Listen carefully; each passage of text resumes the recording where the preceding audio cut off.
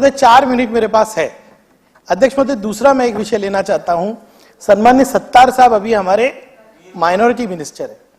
बहुत दिनों बाद हमको एक माइनॉरिटी मिनिस्टर मिला जिसके पास और कोई खाते नहीं है, और पहले ही वो बहुत एक्टिव रहे और माइनॉरिटी में भी एक्टिव रहेंगे, मुझे पूरी उम्मीद है। लेकिन मैंने आज चंद दिनों से देखा वो बिल्कुल एक्टिव नहीं है। मैंने जाके पूछा उनसे कि क्या बात है, आप तो पहले बहुत एक्टिव रहते थे, रोज आप कोई स्टेटमेंट करते थे, माइनॉरिटी पे आप स्टेटमेंट क्यों नहीं करते? तो उन्होंने कहा कि मेरे पास निधि नहीं है।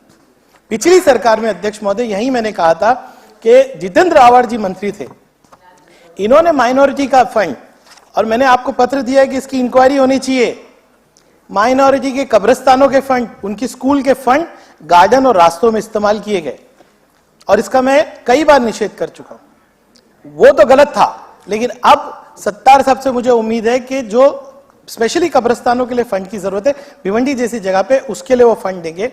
एक मेरा सुझाव है कि डीपीटीसी में एक 5% फंड अगर रिजर्व किया जाए माइनॉरिटीज के लिए, तो जितने कब्रिस्तान के इश्यू है और माइनॉरिटी स्कूल्स के इश्यू है, आप कहते हैं कि मुसलमानों के अंदर जो है अलग अलग प्रॉब्लम्स हैं और कई कई विषय, लव जिहाद, लव लैंड जिहाद, क्या क्या कहते हैं, पर कभी पसमानदा मुसलमान कहते वक्त ये भी सोचते हैं कि आज हमारी स्कूल्स की हालत क्या है?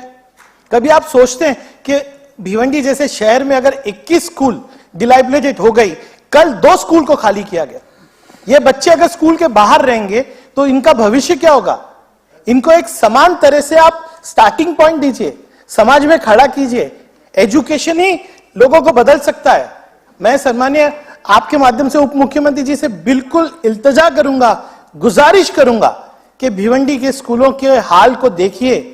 मैं 28,000 बच्चों को लेके आऊंगा अध्यक्ष महोदय, इतना मैं परेशान हूं। मैंने मुंबई महानगर पालिका में 10 साल काम किया, अलग अलग मैंने योजनाएं बनवाई, स्कूल्स को रिकंस्ट्रक्ट करवाया, इतना कुछ किया, लेकिन मैं भिवंडी में हैंडीकैप हो जाता हूं क्योंकि मेरे पास फंड्स नहीं है। अध्यक्ष महोदय, हमारे शहर के बच्चों का मुस्तकबिल एजुकेशन में है, और अगर एजुकेशन के अंदर फंड ही नहीं होगा। अध्यक्ष महोदय, मैं बिल्कुल 6:05 में मैं चुप हो जाऊंगा। आपका सम्मान मुझे है क्योंकि आप हमेशा बहुत बहुत धन्यवाद, बहुत बहुत धन्यवाद। मैं बिल्कुल आपके माध्यम से, आज उप मुख्यमंत्री जी है, आप मुझे कोई चीज के लिए फंड दे देंगे, मैं कुछ नहीं कहूंगा अध्यक्ष महोदय, लेकिन मेरी स्कूल्स इतनी बुरी हालत है ना सर, मैं आपको बताऊं, अगर मेरी बच्ची है, मैं हमेशा क्या सोचता हूं, जो बच्ची मेरी बच्ची के लिए जो शिक्षा का स्तर है ना, वही उन बच्चों को मिलना चाहिए।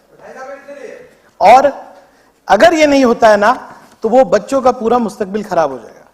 मैं आपसे भी निवेदन करूंगा अध्यक्ष महोदय, एक एजुकेशन का ही मुद्दा है, और मैं आपको वादा करता हूं सर, आप हमारी स्कूलों के लिए फंड दीजिए, आप शिक्षा का प्रबंध करा के दीजिए।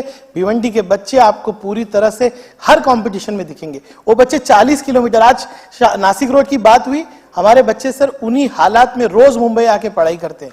सोचिए वो बच्चे के बारे में सर, जो 7:30 बजे निकलता है, 12:30 बजे कॉलेज आता है, पूरी जिंदगी सिर्फ उसी रास्ते के ऊपर गुजारता है। अध्यक्ष महोदय, शिक्षा के इस मुद्दे पे आप लोग साथ दीजिए। शिक्षा पूरे समाज को बदल सकती है, और ये पसमानदा मुसलमान जो आप कहते हैं ना, ये आपको कहना नहीं पड़ेगा। अध्यक्ष महोदय, आपने मुझे बोलने का मौका दिया, बहुत बहुत धन्यवाद। बहुत बहुत धन्यवाद, बहुत बहुत धन्यवाद।